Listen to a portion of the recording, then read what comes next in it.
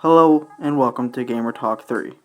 In this episode, we'll be talking about some of the comparisons between some of the chest piece armors between the original Halo Reach and the Halo Master Chief Collection, and also potential features we would like to see in Halo Infinite.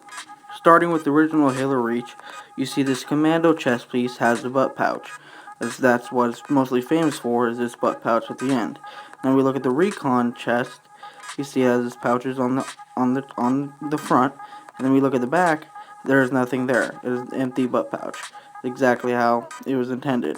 And if we move over to the MCC version of these chest pieces, when you're customizing your character, the Recon chest actually has butt pouches on the back. Would make the chest piece a lot more cooler, if I do say so myself. But, unfortunately, this is not how it is in game. There's no butt pouches in there. And look at the Commando chest piece. It doesn't have a butt pouch. It'd be cool to see a variant of the Recon chest that has those extra pouches. Now let's look at a potential Halo Infinite feature for Assassinations. Let's say you select all Assassinations that uses the enemy knife, like these ones here shown. And now you would have, every time you assassinate somebody, you would always be using the enemy's weapon. Now let's say you don't like using any knives at all. You could just pick Backbreaker, simple, and then you could also select Nice Try, and you could also select Get Low.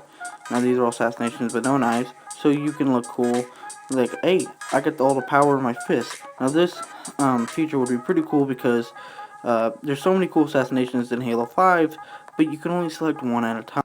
Now I know even if this might be too much to do, to actually have full freedom selecting any of the assassinations and having it randomized between whatever you select, they could also make it to where, just like the default, the Halo 4 default and Halo 5 assassinations, you select default in Halo 5, and you would get all the assassinations from Halo 4, but all in one selected thing. So it's randomized between all the Halo 4 assassinations. They could also do this in packs. So say you have the unarmed pack, which is a bunch of random selected executions in that will only use nothing but your fist. The only thing is because Halo Infinite is supposed to be going more back to its roots, we don't know if there actually is going to be any thrust mechanics. So I can't imagine playing Halo Reach with no thrust mechanic to really actually get behind enemies to do assassinations.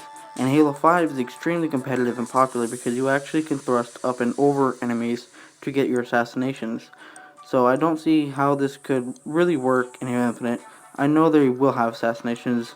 It's become very popular, so I don't see why they wouldn't. But also, like I said, I don't know if there will be any sort of thrust mechanic in Halo Infinite due to it's supposed to be going back to its roots even more to bring back older fans. So I don't know how they're going to please the people who've joined in Halo 5 and are used to thrusting around in advanced movements. Which brings us into our next topic, first-person assassinations. Now, honestly, this is just like the coolest thing ever. Game Cheat 13 on YouTube modded his way into having first-person assassinations. Now, most people's arguments are that, oh, if you have first-person assassinations, then what if people who have third-person? What if you can toggle between the two? Then that's a disadvantage for the people who are using first-person because they won't be able to see their surroundings as much. Yeah, that is true, but again, this feature most likely would not be in public, or it would not be an official playlist like Slayer and stuff. It'll most likely always be in custom games. Features like these are mostly made for custom games. And that also brings us to FOV sliders as our next topic, because Game Cheat had to obviously increase his FOV for you to actually see mostly what's going on, because FOV would be too zoomed in for the current FOV that we have in Halo 5 for us to actually see what's going on in assassinations in first person. And also, the assassinations might be too quick for us to understand and comprehend. So having a FOV slider in Halo Infinite, at least for custom games, so if we do get first person assassinations, they will obviously be seeable.